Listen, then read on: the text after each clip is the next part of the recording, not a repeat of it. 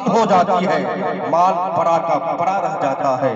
رب کائنات ارشاد فرماتا ہے حتی زرتم المقابر، یہاں تک کہ تم اپنی قبروں میں پہنچ جاتے ہو، آپ چلے جاتے ہیں، پھر آپ کا بیٹا بستا ہے، آپ کی اولاد، پھر آپ یہ سوچتے ہیں ہمارا جمع کیا مال ہماری اولاد کے کام آئے گا، ہماری دولت ہماری اولاد کے کام آئے گی، لیکن جیسے آپ کی آنکھ بند ہوتی ہے، آپ کا بیٹا بھی آپ کے نقش قدم پر چلتا ہے، آپ کی راہ پر چلتا ہے، وہ بھی دولت اکٹھا کرتا ہے، مال جمع کرتا ہے، سرمایہ جمع کرتا ہے، پیسے اکٹھا کرتا ہے، پھر وقت آتا ہے، آنکھ بند ہوتی ہے، سارا کا سارا مال دھرا کا دھرا رہ جاتا ہے، ہم چلے جاتے ہیں، ہم انتقال کر جاتے ہیں، مال یہی کا یہی رہتا ہے۔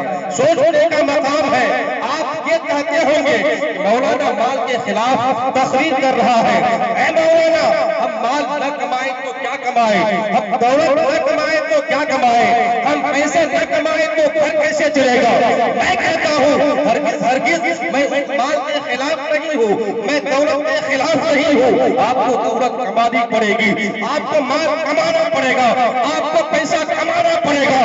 آپ اگر دولت نہیں کماؤ گے بال بچوں کی پرورش کیسے کرو گے؟ آپ اگر دولت نہیں کماؤ گے تو گھر والوں کا خیال کیسے رکھو گے؟ اگر آپ دولت نہیں کماؤ گے بال بچوں کا خیال کیسے رکھو گے؟ اگر آپ دولت نہیں کماؤ گے اپنی مسجدوں کا خیال کیسے کرو گے؟ اگر دولت نہیں کماؤ گے مدرسے کا خیال کیسے ہوگا؟ اگر دولت نہیں کماؤ گے غریبوں کا خیال کون کرے گا؟ اگر دولت نہیں کماؤ گے یتیموں کا خیال کون کرے گا؟ اگر دولت نہیں کماؤ گے بیوانوں کو امداد کون کرے گا؟ اے لوگوں میں دولت کے خلاف نہیں ہوں، آپ دولت کماؤ لیکن ایسی دولت کماؤ جو تمہیں جہنم کے قریب کر دے، جو دولت ہے جہنم کا ایندھن بنا دے۔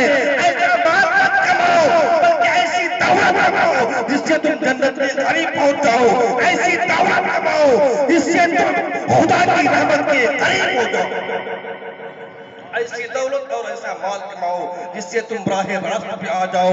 آپ دولت جمع کرتے ہیں، مال جمع کرتے ہیں، آواز کھینچ رہی ہے، مال جمع کرتے ہیں، میں کہتا ہوں آپ کی دولت ہے، آپ کی امانت ہے۔